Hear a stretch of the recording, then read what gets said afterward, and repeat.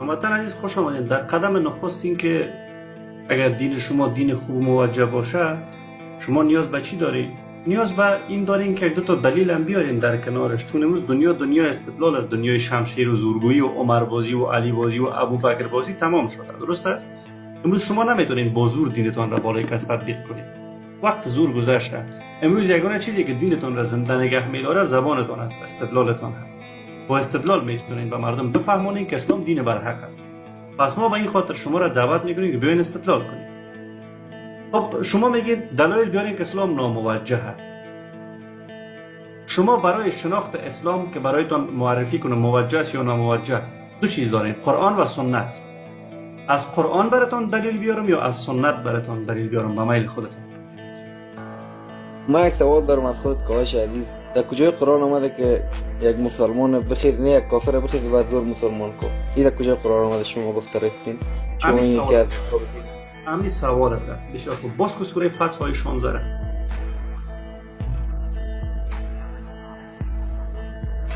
همین سوال آمده، یعنی همین جواب بزرگ گفته مسلمان کو. سوره فتح آیه 16 دارین قرآن نزدتان نشستین؟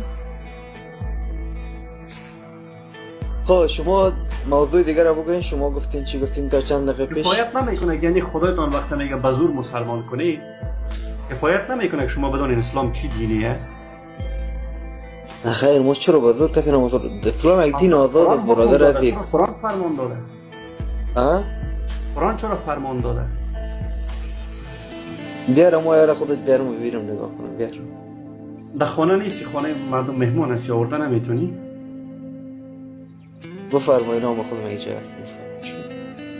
قرآن رقم میاره شاید قرآن یهودی باشه. نه خیر برادر عزیز، سواهی نکن لطفا. درست است؟ گفتم قرآن رقم میاره نگویی که اسرائیلیات هست. قرآن سوره گفتم من وطن گلم آیه 16 سوره فتح به ترجمه فارسی: پناه میبریم از شر شیطان رانده شده به خدای مهربان. خب به اعرابی که از جنگ باز نهاده شدند بگو اگر به حقیقت قصد متابعت دارید به زودی برای جنگ با قوم شجاع و نیرومند فارس و روم دعوت می شوید. با آنها یا جنگ، ببین عزیز من، با آنها یا جنگ و مبارزه کنید یا آن که مسلمان شوند. این چی است هموطن گل من در قرآن؟ سبحان الذی سبحان الذی.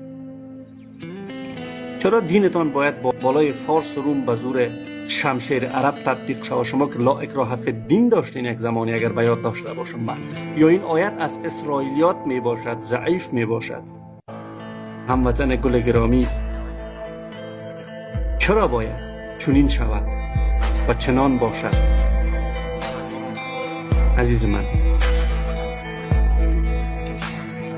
و دوست بعدی پویا گل، ایشان را به تفکر وادار کردیم. وظیفه ما اینمی است، دیگه وظیفه ما نداریم.